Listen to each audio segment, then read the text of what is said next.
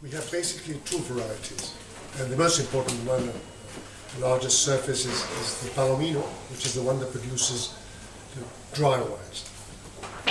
And we have also the Pedro Ximenez that we simplify by putting PX, Pedro Ximenez, which is the other variety which has a different vinification process. The Pedro Ximenez name comes from, I've been told, it comes from, we had a king in Spain called Charles I, who was emperor of Spain and Germany and so on, descendant of the Catholic kings, and he brought a series of German people, and one of them was called Peter Ximenez, and he brought, I suppose, one of the varieties in Germany, and that was called, transformed into Spanish to Pedro Ximenez. As you know, the X in Old Spanish was pronounced exactly the same as a J.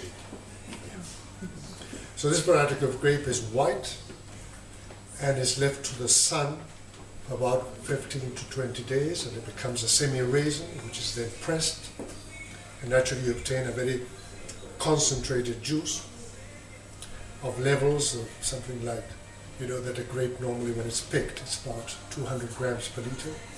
This, when it's picked, when it's left to the sun, it becomes about 500 grams per liter. And this juice is stopped fermentation after it's extracted and adjusted with alcohol to levels which are normally above 15%.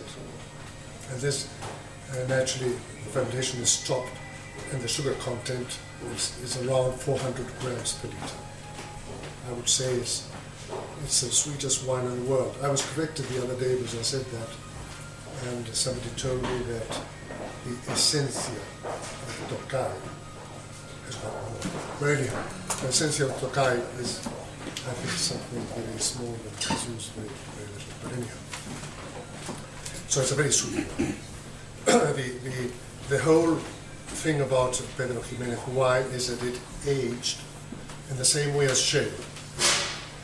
As you know, sherry, another factor which is important part for the microclimatic and so on is that it aged in these American oak barrels, 500 liter capacity, made of American oak, very seasoned. And if I told you that these wines you're going to taste, as you know, are certified over 30 years, but this one specifically, possibly, is over 40 years. With that time of aging, if it's put in a very new oak, evidently it would have a tremendous amount of woody flavor, and it hasn't. It's got very well balanced wood. But that's typical, as I say, of Jerez. It's aged also through the Solera system. I don't know if you're familiar with that term, Solera system.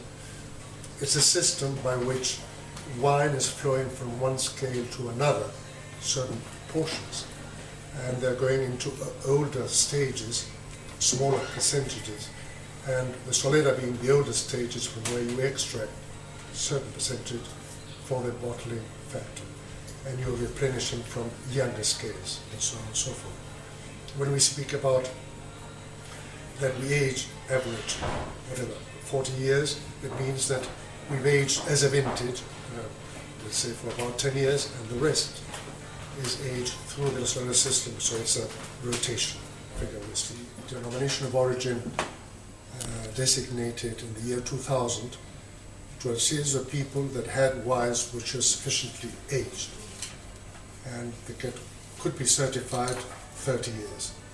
As you know, there's another type which is a VOS, which is very old sherry, which is certified over 20 years. How can the denomination of origin say that this wine is that old? Before that, before the year 2000, people would say this is a very, very old sherry, or out of this world, or whatever. But now you can specify, and technically speaking, you can. This is done by an independent team of tasters, and naturally having specific standards to look at, to compare.